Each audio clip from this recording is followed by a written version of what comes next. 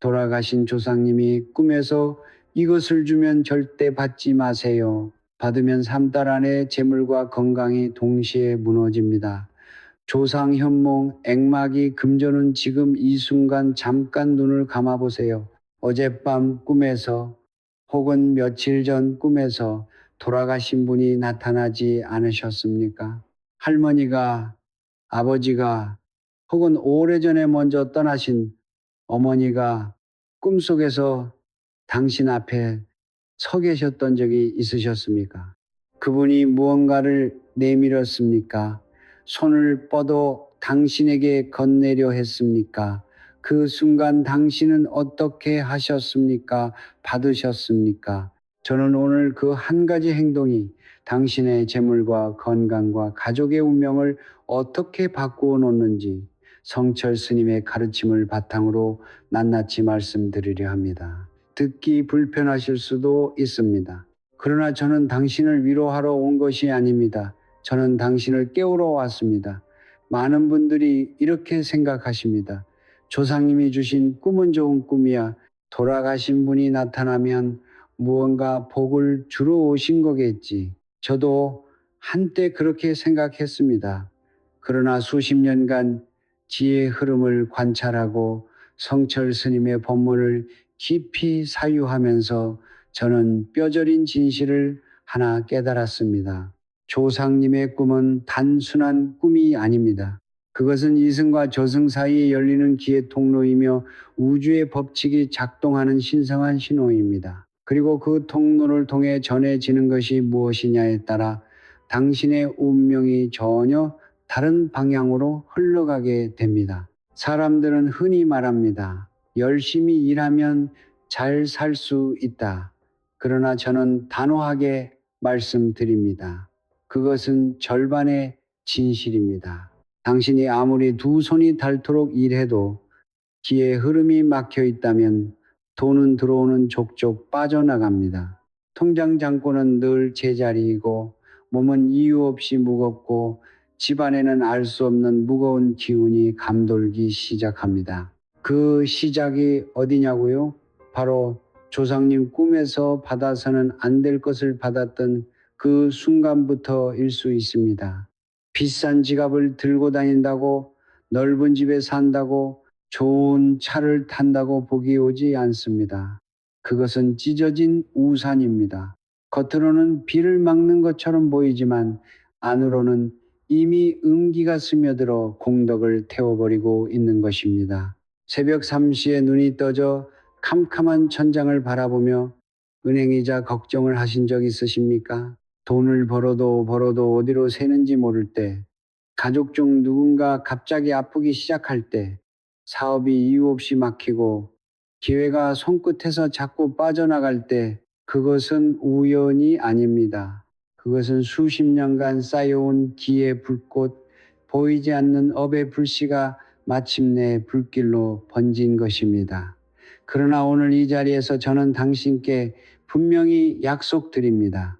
조상님 꿈에서 절대 받아서는 안 되는 세 가지를 알고 만약 받으셨다면 오늘 알려드릴 세 가지 해법 제파를 실천하신다면 막혔던 기의 통로가 열리고 재물의 흐름이 다시 당신을 향해 흘러오기 시작할 것입니다. 성철 스님께서는 말씀하셨습니다. 정성 어린 마음이 우주 기운을 바꾼다. 그 말씀의 의미를 오늘 이 영상을 통해 온전히 가슴으로 느끼시게 될 것입니다. 끝까지 자리를 지켜주십시오. 지금부터 드리는 말씀은 당신의 남은 인생을 바꿀 수도 있습니다. 성철 스님께서는 평생 이런 말씀을 반복하셨습니다. 보이는 것만이 세상의 전부가 아니다. 저는 그 말씀을 처음 들었을 때 단순한 철학적 경고라고 생각했습니다.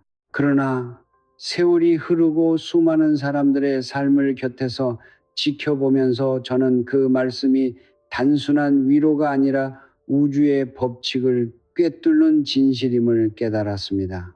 우리가 잠드는 순간 의식은 육신의 경계를 넘어섭니다. 낮 동안 우리를 지배하던 이성과 논리의 벽이 허물어지고 영혼은 본래의 자리로 돌아갑니다. 바로 그 순간 이승과 저승 사이의 기의 통로가 열립니다. 조상님들은 그 통로를 통해 우리에게 다가오십니다. 그것은 단순한 뇌의 작용이 아닙니다. 그것은 혈맥 샘물으로 이어진 영혼들 사이에 실제 하는 교류입니다. 성철 스님의 가르침에 따르면 조상과 후손의 관계는 나무에 비유할 수 있습니다. 조상님은 뿌리이고 우리는 가지이며 우리의 자녀와 손자는 열매입니다.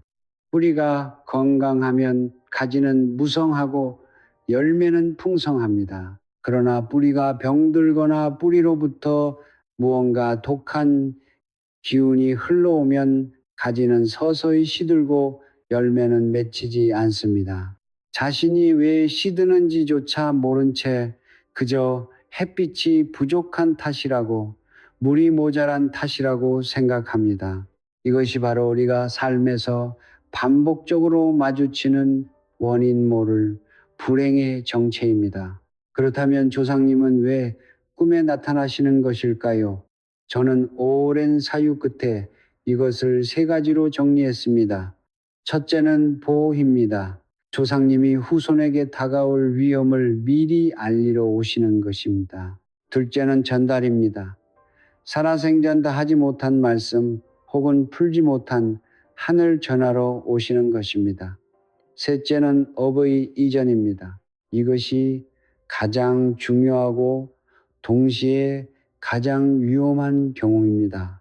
조상님이 생전에 다 갚지 못한 업보, 해소하지 못한 묵은 에너지를 꿈을 통해 후손에게 넘기려 하시는 것입니다. 이때 조상님은 반드시 무언가를 손에 들고 나타나십니다. 그리고 그것을 후손에게 건네려 하십니다. 여기서 반드시 알아야 할 것이 있습니다. 조상님이 꿈에 나타나신다고 해서 모두 좋은 꿈, 즉 길몽이 아닙니다. 조상님의 표정이 밝고 말씀이 따뜻하더라도 그분이 건네시는 물건이 무엇이냐에 따라 그 꿈은 길몽이 될 수도 흉몽이 될 수도 있습니다. 성철 스님께서는 이렇게 말씀하셨습니다. 꽃을 건네는 손이 아름답다고 해서 그 꽃이 항상 복을 가져오는 것은 아니다. 저는 이 말씀을 처음 들었을 때 그 깊이를 다 이해하지 못했습니다. 그러나 지금은 압니다. 중요한 것은 건네는 이의 얼굴이 아니라 건네지는 것의 기운입니다. 음기와 양기는 서로 다른 법칙으로 움직입니다. 저승의 기운은 차갑고 무겁습니다. 이승의 기운은 따뜻하고 가볍습니다. 조상님이 꿈에서 건네시는 물건 속에는 그분이 머무르는 세계의 기운이 고스란히 담겨 있습니다. 그것을 받아드는 순간 당신의 기장 안으로 음기가 흘러 들어오기 시작합니다. 처음에는 느끼지 못합니다. 그러나 3일이 지나고 일주일이 지나고 한 달이 지나면서 당신의 몸과 재물과 운명이 서서히 그러나 분명하게 달라지기 시작합니다. 저는 수십 년간 귀의 흐름을 관찰하면서 조상님 꿈에서 특정한 물건을 받은 이후 삶이 무너지기 시작한 수많은 사례를 보아왔습니다. 그분들의 공통점은 하나였습니다. 꿈속에서 조상님이 건네시는 것을 아무 생각 없이 혹은 반가운 마음에 혹은 거절하기 미안한 마음에 받아버렸다는 것입니다. 그리고 그 순간부터 보이지 않는 균열이 삶 속에 생겨나기 시작했습니다. 이제 저는 그 물건들이 무엇인지 하나씩 말씀드리겠습니다. 각각의 물건이 왜 위험한지, 그것을 받았을 때 어떤 일이 일어나는지, 그리고 만약 이미 받으셨다면 어떻게 해야 하는지를 순서대로 알려드리겠습니다. 지금부터 드리는 말씀을 가볍게 듣지 마십시오. 이것은 미신이 아닙니다. 이것은 수천 년간 이어져 내려온 우주의 법칙이며 성철 스님께서 평생 몸소 실천하고 가르치신 지혜의 진실입니다. 첫 번째, 꿈속에서 조상님이 밥을 건네십니다. 따뜻하게 지은 흰쌀밥 한 그릇, 혹은 먹음직스럽게 깎아놓은 과일 한 접시, 혹은 생전에 당신이 좋아하던 음식을 정성스럽게 차려놓고 어서 먹으라고 말씀하십니다. 그 순간 당신은 어떤 감정을 느끼십니까? 반갑습니다. 그리웠습니다. 눈물이 납니다. 돌아가신 어머니가, 할머니가, 아버지가 꿈에서라도 나타나 밥을 챙겨주시니 얼마나 따뜻한 장면입니까? 많은 분들이 그 음식을 받아 드십니다. 꿈속에서 한 입, 두 입 드십니다. 그리고 잠에서 깨어납니다. 저는 오늘 그 행동이 얼마나 위험한 것인지 말씀드려야 합니다. 성철 스님께서는 이렇게 가르치셨습니다. 이승의 것과 저승의 것은 섞여서는 안 된다. 그것이 우주의 경계이며 그 경계를 지키는 것이 살아있는 자의 도리이다. 저는 이 말씀을 되새길 때마다 온몸의 전율을 느낍니다. 조상님이 꿈에서 건네시는 음식은 겉으로는 따뜻하고 정겨운 것처럼 보이지만 그 안에는 저승의 기운, 즉 음기가 가득 스며들어 있습니다. 그것은 조상님의 악의가 아닙니다. 조상님은 당신을 사랑하시기 때문에 드리는 것입니다. 그러나 사랑의 마음과 기의 법칙은 별개입니다. 저승에서 온 음식을 이승의 몸으로 받아드는 순간 당신은 저승의 기운을 함께 삼키는 것입니다. 이것을 쉽게 설명해 드리겠습니다. 냉장고 구석에 오래 보관된 음식이 있다고 상상해 보십시오. 겉으로는 멀쩡해 보입니다. 색도 그대로이고 냄새도 크게 나지 않습니다. 그러나 그것을 먹으면 몸이 탈납니다. 보이지 않는 곳에서 이미 변질이 일어났기 때문입니다. 저승의 음식이 정확히 그러합니다. 겉으로는 따뜻하고 정성스러워 보이지만 그 안에는 이미 음한 기운이 깊이 배어 있습니다. 그것이 당신의 기장 안으로 들어오는 순간 이승의 따뜻한 양기가 서서히 눌리기 시작합니다. 그 결과는 빠르게 나타납니다. 꿈에서 음식을 받아 드신 분들이 공통적으로 경험하는 것이 있습니다. 꿈을 꾼 다음 날부터 몸이 이유 없이 무겁습니다. 잠을 충분히 잤는데도 개운하지 않습니다. 손발이 차고 의욕이 떨어지며 머리가 맑지 않습니다.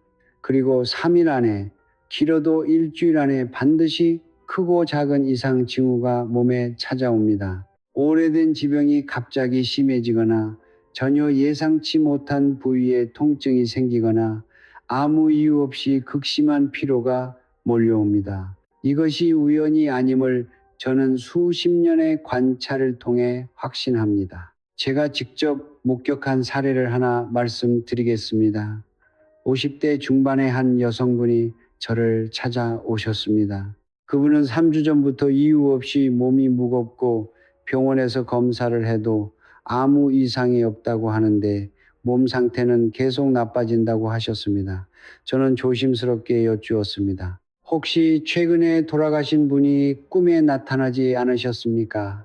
그분은 잠시 멈추시더니 눈물을 글썽이며 말씀하셨습니다. 한 달 전쯤 돌아가신 어머니가 꿈에 나타나셔서 밥을 차려주셨어요. 어머니가 항상 해주시던 된장찌개였어요. 꿈속에서 맛있게 먹었는데 저는 그 순간 모든 것을 알았습니다. 그분은 꿈속에서 어머니의 사랑을 받으신 것이 아니었습니다. 어머니가 머무르시는 세계의 기운을 함께 받아드신 것이었습니다. 왜 특히 익힌 음식이 위험한가?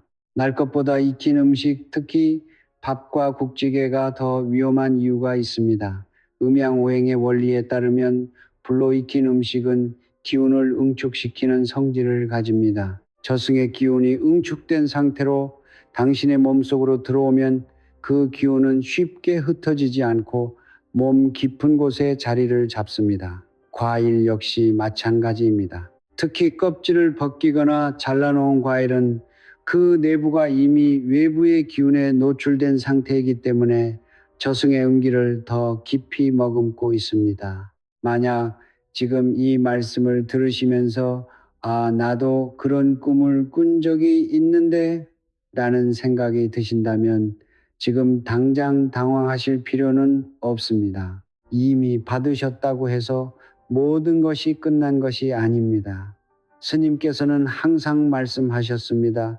깨달음이 늦은 것이 아니라 깨닫지 못하는 것이 문제이다. 당신이 지금 이것을 알게 되었다는 것 자체가 이미 기의 흐름이 바뀌기 시작했다는 신호입니다. 해법 재파원 6번째 순서에서 상세히 말씀드릴 것입니다. 지금은 먼저 두 번째 물건을 알고 계셔야 합니다.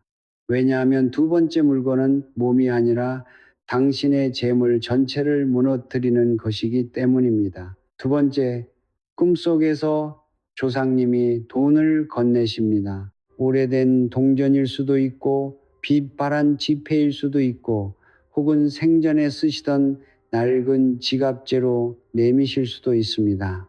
이거 가져가라, 네가 써거라, 힘들지 하시며 따뜻한 눈빛으로 건네십니다. 그 순간 얼마나 반가우십니까? 돈 걱정에 밤잠을 못 이루던 차에 꿈속에서나마 조상님이 돈을 주시니 이것이야말로 진짜 길몽이 아닌가 싶으십니다.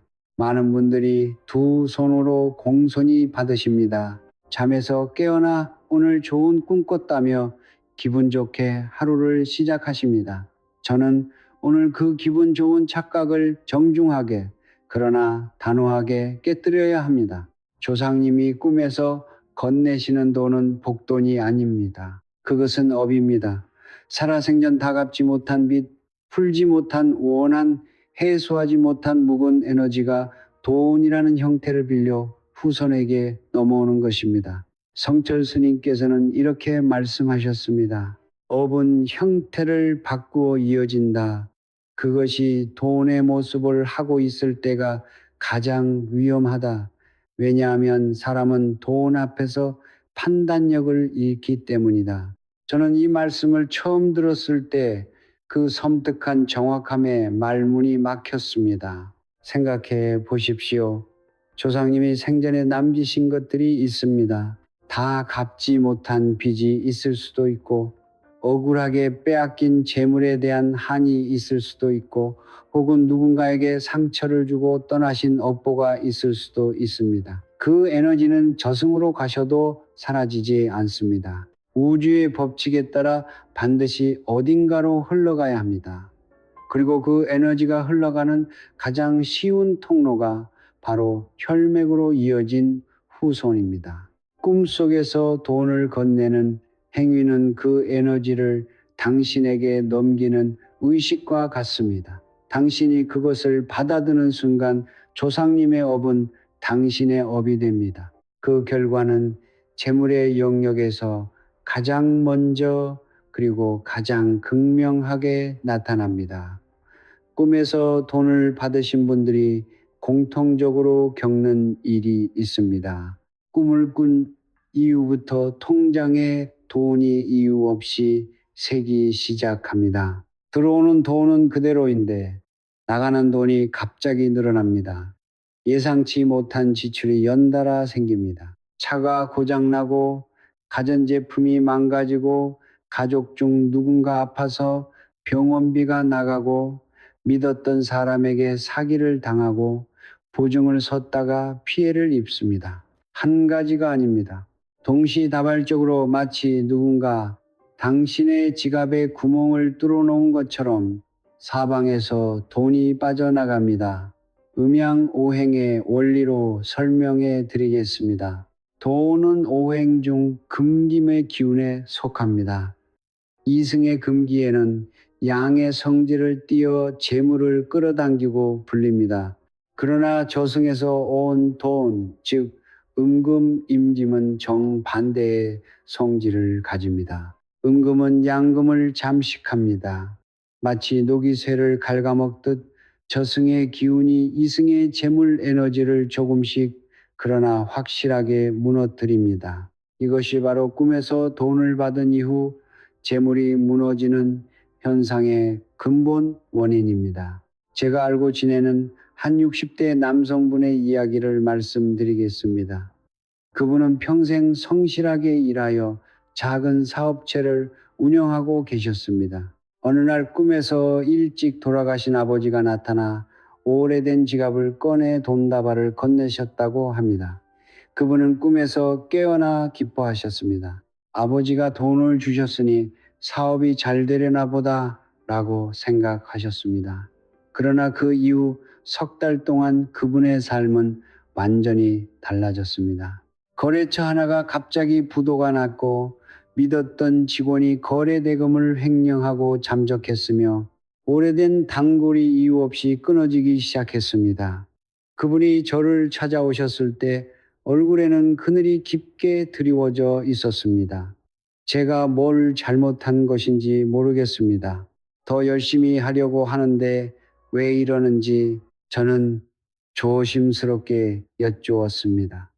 혹시 꿈에서 돌아가신 분이 돈을 건네지 않으셨습니까?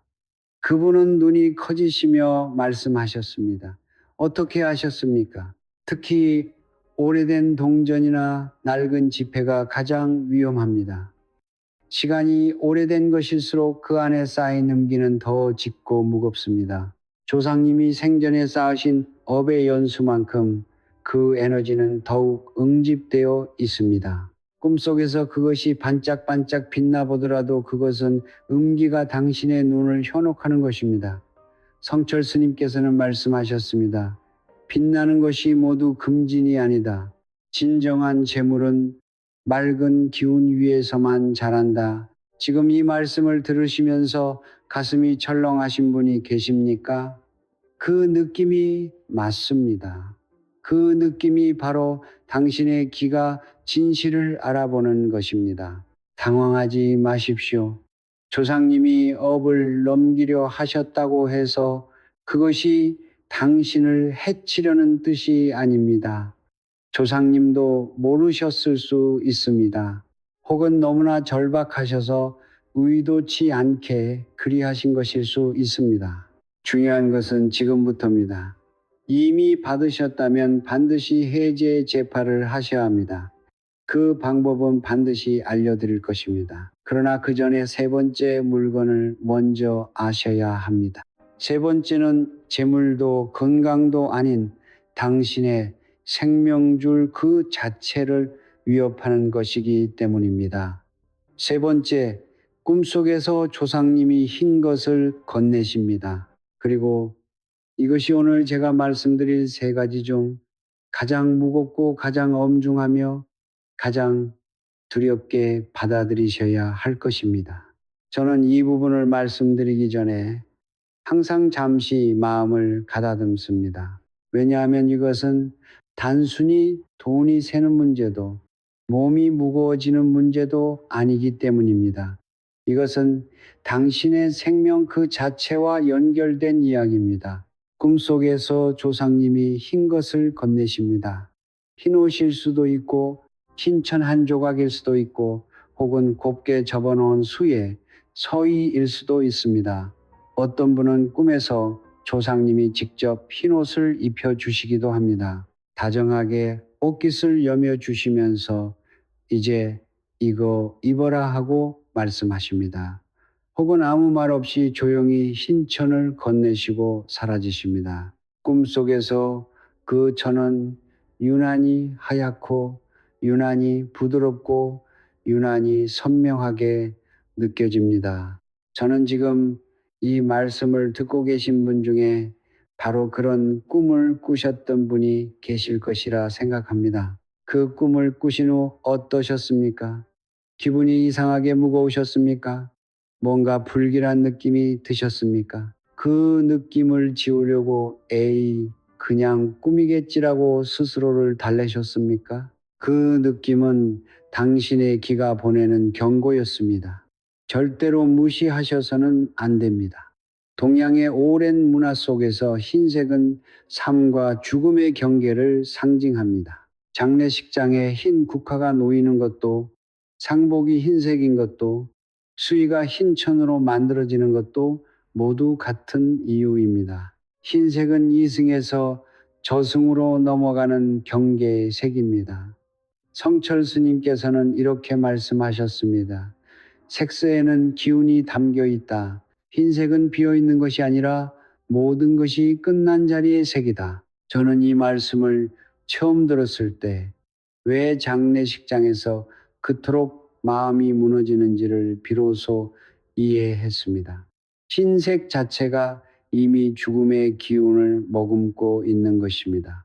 그렇다면 조상님이 꿈에서 흰 것을 건네신다는 것은 무엇을 의미하는가? 저는 이것을 말씀드릴 때마다 목이 메입니다. 그것은 조상님이 당신을 저승길로 부르고 계신 신호입니다. 악의가 있어서가 아닙니다. 조상님이 당신을 미워해서가 아닙니다.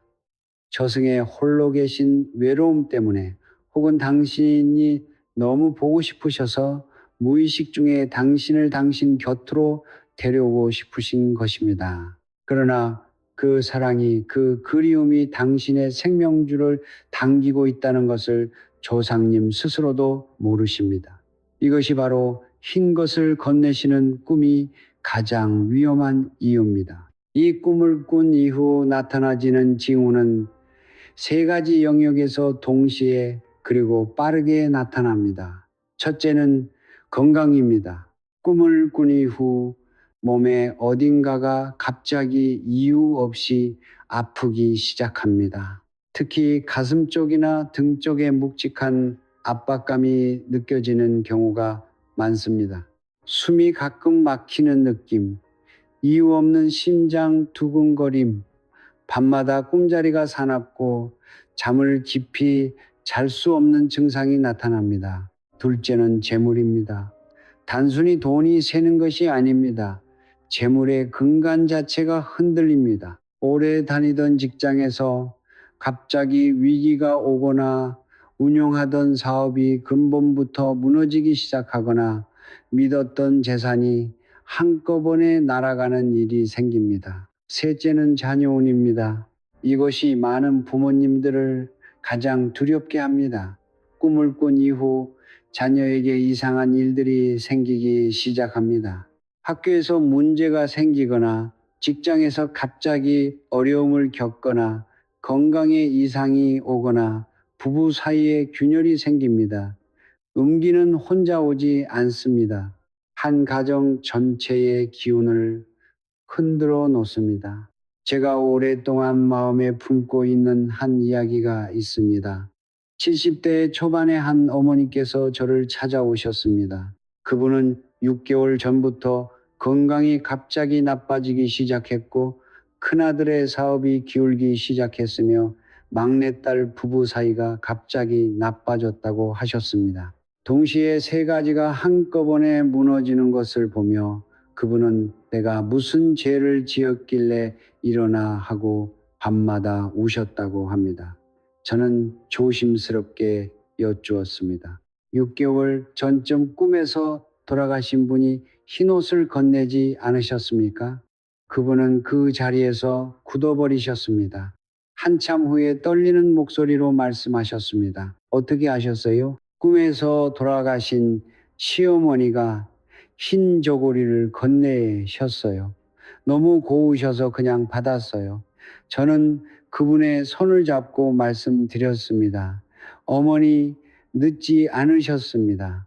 지금 알게 되신 것이 이미 하늘의 뜻입니다. 특별히 수의, 즉 장례에 쓰이는 옷이 꿈에 등장하는 경우는 그 중에서도 가장 긴급하게 해제를 하셔야 합니다. 수의는 단순한 신천이 아닙니다.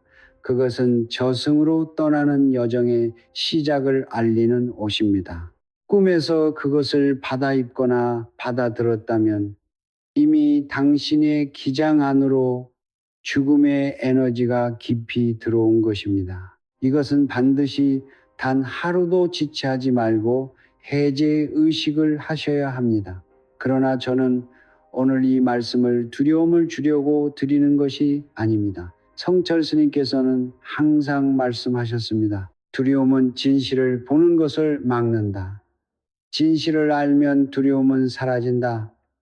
당신이 지금 이 진실을 알게 되었다는 것은 이미 하늘이 당신의 편임을 뜻합니다. 알지 못하면 막을 수 없습니다. 그러나 알면 막을 수 있습니다. 그리고 막는 방법이 있습니다. 구체적이고 실천 가능하며 오늘 당장 집에서 하실 수 있는 방법이 있습니다. 이제 그 방법을 말씀드릴 시간이 되었습니다. 세 가지 해법 재파합서 세 가지 물건에 대해 말씀드리는 동안 많은 분들의 가슴 속에 두려움이 자라났을 것입니다. 나도 그런 꿈을 꾼 적이 있는데 이미 받아버렸는데 이제 어떡하지? 왜 진작 몰랐을까? 그 마음을 저는 압니다. 그러나 지금부터 제가 드리는 말씀을 들으시면 그 두려움이 안도로 바뀌실 것입니다. 성철 스님께서는 언제나 이렇게 말씀하셨습니다. 막힌 것은 반드시 뚫린다. 단 정성이 있어야 한다. 오늘 알려드릴 세 가지 해법 재파은 수천 년간 이어져 내려온 지혜입니다. 복잡하지 않습니다. 비용이 들지 않습니다. 그러나 그 효험은 정성을 다하는 만큼 반드시 나타납니다. 시작하기 전에 한 가지 말씀드립니다. 해결은 단순히 나쁜 기운을 쫓는 행위가 아닙니다. 그것은 조상님께 진심으로 감사를 전하고 이승과 저승의 경계를 다시 바로 세우며 당신의 기장을 본래 맑은 상태로 되돌리는 신성한 의식입니다. 그러니 이것을 단순한 민간 풍습으로 가볍게 여기지 마십시오. 마음을 다해 정성을 다해 임하십시오. 그 정성이 바로 우주의 기운을 움직이는 힘입니다. 첫 번째 해법, 새벽 정화수 한 그릇을 동쪽 창가에 3일간 올리기. 새벽은 하루 중 양기가 가장 먼저 깨어나는 시간입니다.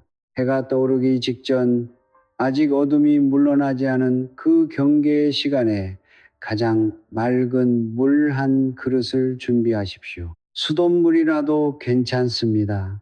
중요한 것은 물의 종류가 아니라 그 물을 담는 당신의 마음입니다. 깨끗한 흰 그릇에 물을 가득 담아 동쪽 창가에 조용히 올려놓으십시오. 동쪽은 태양이 떠오르는 방향입니다. 양기가 가장 먼저 들어오는 방향입니다. 그곳에 맑은 물을 올려놓음으로써 당신은 새로운 양기를 집 안으로 끌어들이는 통로를 여는 것입니다. 물을 올려놓은 후에는 반드시 두 손을 모으고 조용히 마음속으로 말씀하십시오. 조상님, 저는 당신을 사랑하고 감사합니다. 그러나 저는 이승에서 아직 할 일이 많습니다. 부디 이 맑은 물이 우리 사이에 경계를 밝혀주기를 바랍니다. 이것을 3일 연속으로 하십시오. 매일 새벽마다 전날의 물을 화단이나 나무 아래 조용히 쏟아버리고 새물로 다시 올리십시오. 3일째 되는 날 아침 마지막 물을 쏟아버리는 순간 당신의 기장은 이미 많이 맑아져 있을 것입니다. 두 번째 해법, 소금 한 줌을 현관 앞에 뿌려 음기 끊기. 소금은 동서양을 막론하고 수천 년간 정화의 상징으로 쓰여왔습니다. 그것은 미신이 아닙니다. 소금은 강한 양기를 머금은 자연의 결정체입니다. 음기는 소금의 양기 앞에서 힘을 잃습니다. 성철 스님께서는 이렇게 말씀하셨습니다. 땅에서 온 것은 땅의 힘으로 정화된다. 소금은 바다와 태양이 함께 만든 선물이다. 천일염을 준비하십시오. 정제염보다 굵은 천일염이 훨씬 강한 정화력을 가집니다. 이른 아침 현관문을 열고 바깥쪽 문지방 앞에 소금 한 줌을 조용히 뿌리십시오. 뿌릴 때는 왼쪽에서 오른쪽으로 한 번에 뿌리십시오. 머뭇거리지 마십시오. 망설임 없이 확신을 가지고 뿌리는 그 행위 자체가 이미 길을 움직이는 힘을 가집니다. 소금은 하루가 지난 후 깨끗이 쓸어버리십시오. 쓸어낸 소금은 반드시 집 밖에 버리십시오. 절대로 집안 쓰레기통에 버리지 마십시오. 음기를 흡수한 소금이 집안에 머무르면 정화의 효과가 사라집니다. 세 번째 해법, 조상님께 진심 어린 감사의 절 3번 올리기. 이것이 3가지 중 가장 중요하고 동시에 가장 강력한 해법입니다. 왜냐하면 이것은 기의 통로를 청소하는 것이 아니라 그 통로 자체를 사랑과 감사로 채우는 행위이기 때문입니다. 성철 스님께서는 평생 이 한 가지를 강조하셨습니다. 원망은 업을 누르고 감사는 업을 녹인다.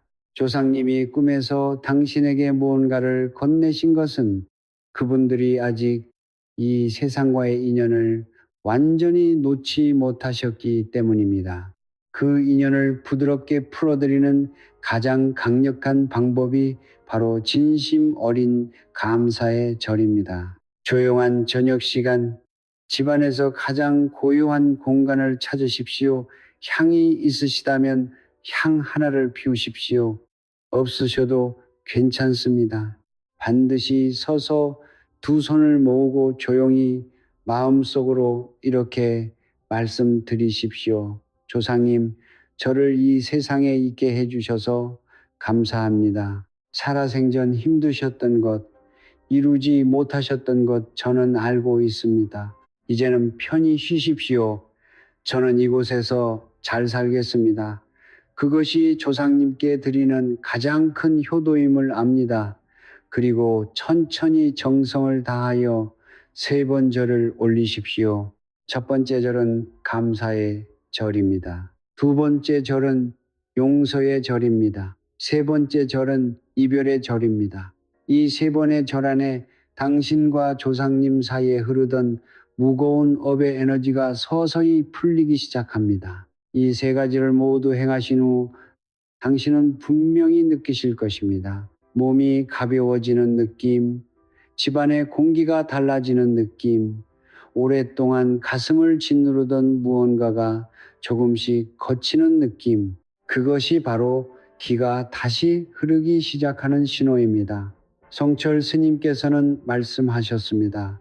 정성 어린 영혼이 있는 곳에 우주는 반드시 응답한다. 당신의 정성이 우주를 움직일 것입니다. 정성과 기의 철학이제 우리는 오늘 이야기의 가장 깊은 곳에 닿았습니다. 저는 지금까지 3가지 물건에 대해 말씀드렸고 3가지 해법을 알려드렸습니다. 그러나 저는 오늘 이 자리에서 한 가지를 더 말씀드려야 합니다. 그것은 기술이 아닙니다. 방법이 아닙니다. 그것은 이 모든 것의 뿌리에 있는 진실입니다. 성철 스님께서 평생 몸소 실천하시고 수많은 제자들에게 남기신 단 하나의 핵심 철학입니다. 이것을 가슴으로 받아들이지 않으시면 아무리 정화수를 올리고 소금을 뿌리고 절을 해도 그것은 빈 껍데기에 불과합니다. 성철 스님께서는 이렇게 말씀하셨습니다. 재물은 스스로 오지 않는다.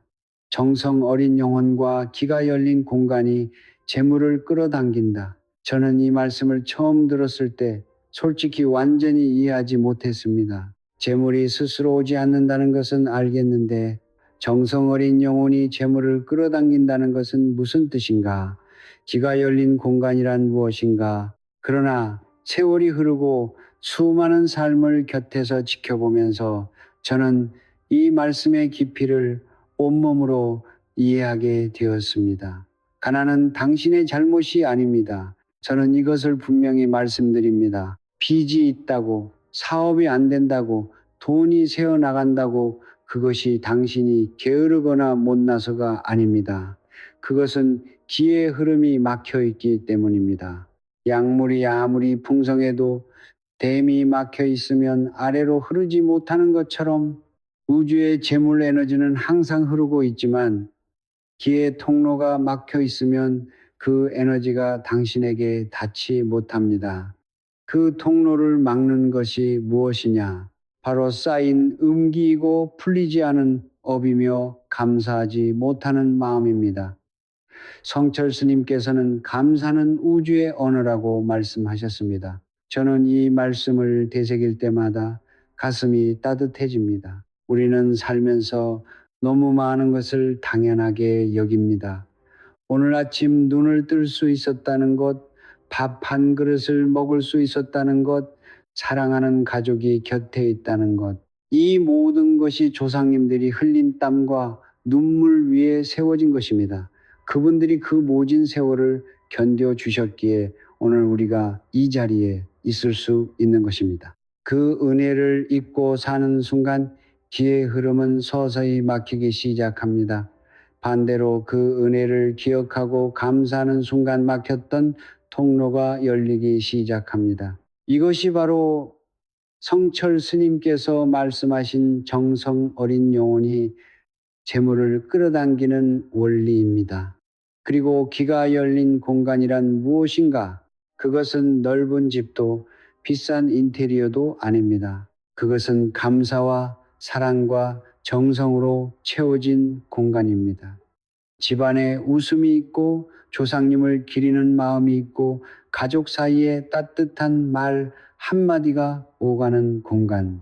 그런 공간에는 자연스럽게 좋은 기운이 모이고 좋은 기운이 모인 곳에 재물이 따라옵니다. 반대로 집안에 원망이 가득하고 가족 사이에 차가운 말이 오가고 조상님을 잊고 사는 공간에는 아무리 비싼 풍수 인테리어를 해도 재물은 머물지 않습니다. 그러다가도 금세에 빠져나갑니다. 지금 이 말씀을 들으시는 분 중에 오랫동안 힘드셨던 분들이 계실 것입니다.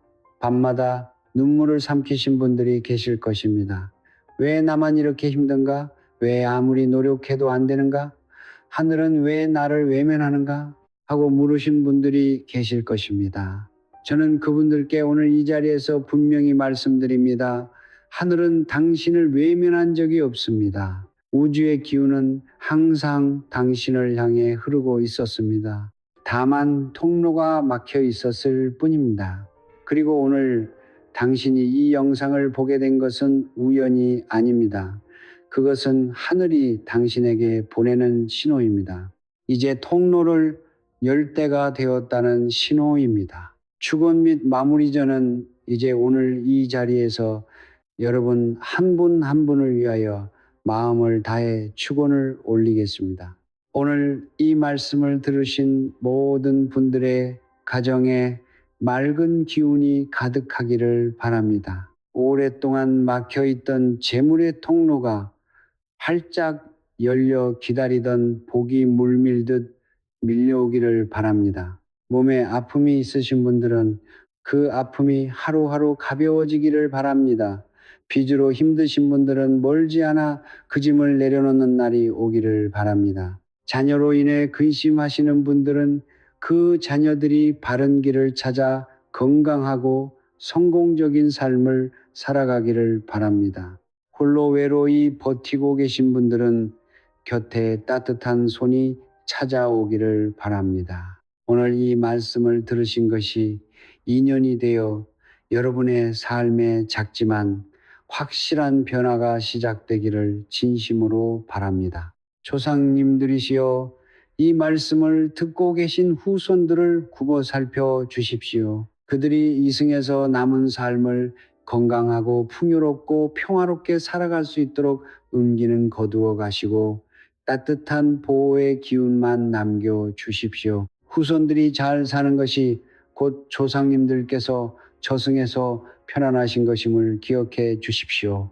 성철 스님의 말씀으로 이 축원을 마무리합니다. 진실한 마음은 반드시 우주에 닿는다. 그리고 우주는 반드시 응답한다. 성불하십시오. 오늘 이 자리까지 함께 해 주셔서 감사합니다. 저는 오늘 쉬운 이야기를 드리지 않았습니다. 듣기 편한 말씀을 드리지 않았습니다. 그러나 저는 처음부터 말씀드렸습니다. 저는 당신을 위로하러 온 것이 아니라 당신을 깨우러 왔다고요. 오늘 이 말씀이 때로는 무겁게 때로는 두렵게 느껴지셨을 수도 있습니다. 그러나 지금 이 순간 이 영상을 끝까지 보신 당신은 이미 달라졌습니다. 알지 못하면 막을 수 없습니다. 그러나 이제 당신은 압니다. 그 알미 이미 당신의 기장을 바꾸기 시작했습니다. 성철 스님께서는 이렇게 말씀하셨습니다. 깨달음은 먼 곳에 있지 않다. 지금 이 순간 진실을 받아들이는 그 마음이 바로 깨달음의 시작이다. 오늘 당신이 이 영상을 끝까지 보신 것은 우연이 아닙니다. 수많은 영상 중에서, 수많은 순간 중에서 당신이 오늘 이 자리에 있게 된 것은 하늘이 당신에게 보내는 인연입니다. 그 인연을 가볍게 흘려보내지 마십시오. 지금 이 순간 저는 여러분께 한 가지를 부탁드립니다.